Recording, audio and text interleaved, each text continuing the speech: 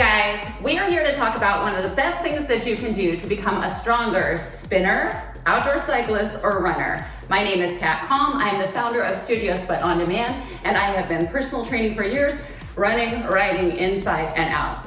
Teaser, it's all in the hips. Okay, so the hip is a ball and socket joint. I know you probably know that. And there are four primary, directions or movements that you can make with your hip. The first one being hip flexion, okay? That's where you're going to bring your knee towards your chest. The second is hip extension, opposite direction. The knee is going to go away from the chest. And then the more well-known are the hip abduction. That is where you're going to be taking your leg away from the midline of your body. And then there is hip adduction, which is where you're going to bring the leg toward the midline of your body. So all four of those types of movement are really important in most cardio activities: running, riding, biking, swimming, and even occupational day-to-day things like walking.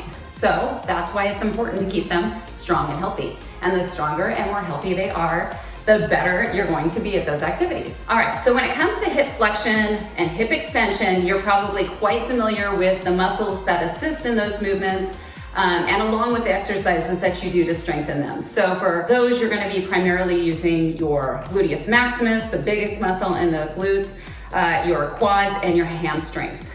Now for hip adduction, where you're bringing the leg in towards the midline of the body, you're going to use your inner thighs. And so I know a lot of you know some great exercises for that and how to do them.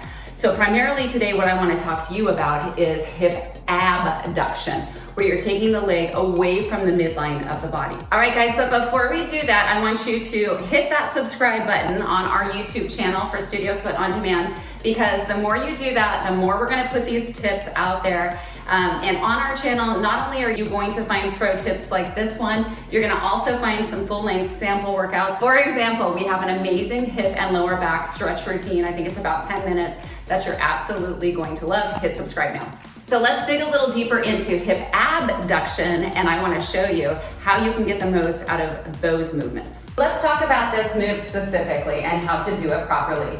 So the first thing you're going to do is you're going to stand with your legs about hip width apart. Your toes can have a little bit of a natural turn out to them when you do that, and you want to keep a little softness in your knees. So your legs are straight, but they're not locked out.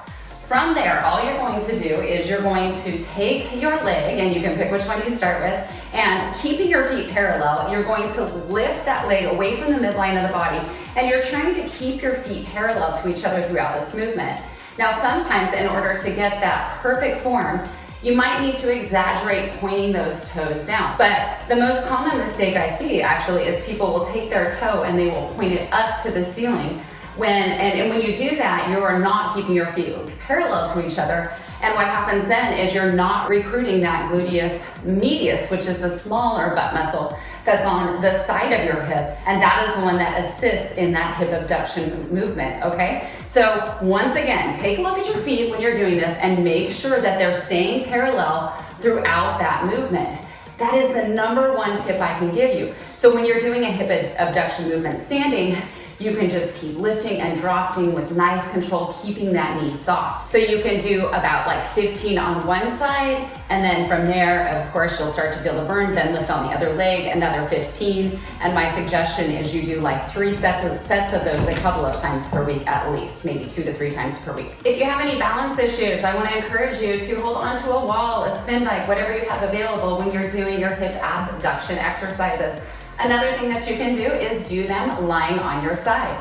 Or if you want to spice up your hip abduction, there's a couple of things you can do. Number one, give it a little pulse at the top. So maybe you do 15 at regular speed and movement, and then you do maybe another 15 where you're holding that leg high and just doing little pulses, feet are parallel. Really want to feel the burn? Add a mini band or resistance bands to those hip abductions, and I promise you, oh, will you feel it so much spicier. All right, well, I hope that tip really helps you become a stronger runner, spinner, or outdoor cyclist.